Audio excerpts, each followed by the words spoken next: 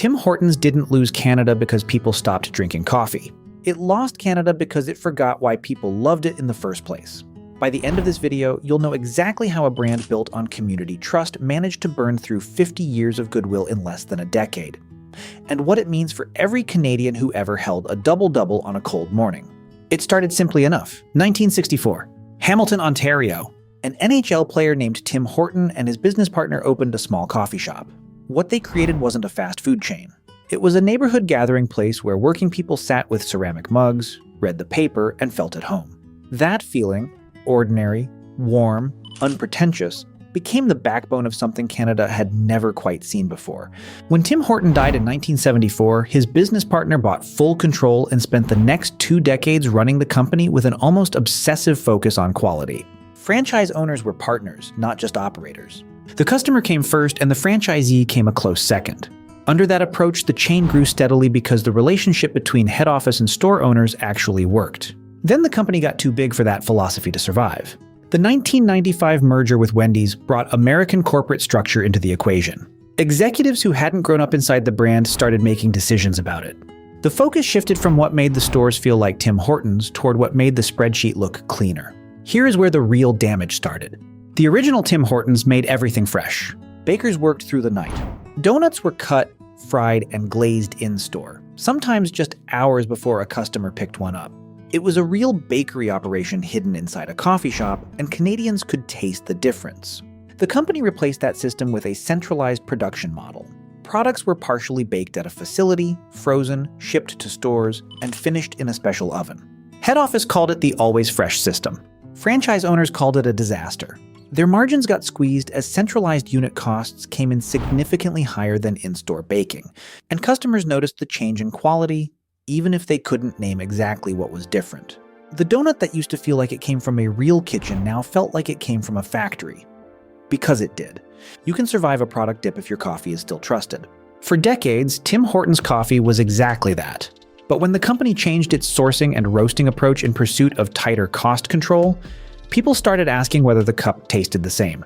That question alone was dangerous, and it opened a door that McDonald's walked straight through. McCafe went national, backed by massive volume and aggressive free sampling. According to a 2019 Ipsos survey, 52% of Canadians believed Tim Hortons had lost its Canadian identity. In the minds of half the country, the coffee crown wasn't just being challenged, it was already gone. 2014 made everything worse. Tim Hortons merged with Burger King to form Restaurant Brands International, controlled by an investment firm known for zero-based budgeting, where every expense must be justified from scratch each year. When that culture arrived at Tim Hortons' head office, the relationship with franchise owners collapsed almost immediately.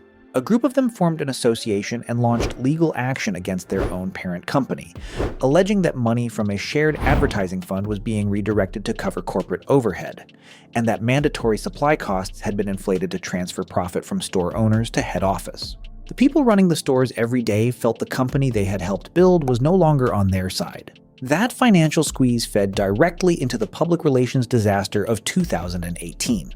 Ontario raised its minimum wage.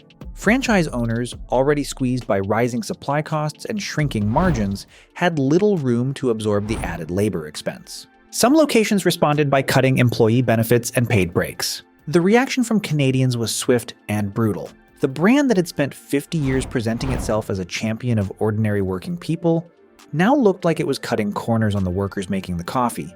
Then came the privacy issue.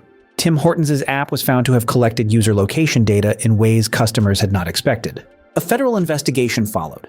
The brand that once felt like a neighbor suddenly felt like a company people needed to be cautious about.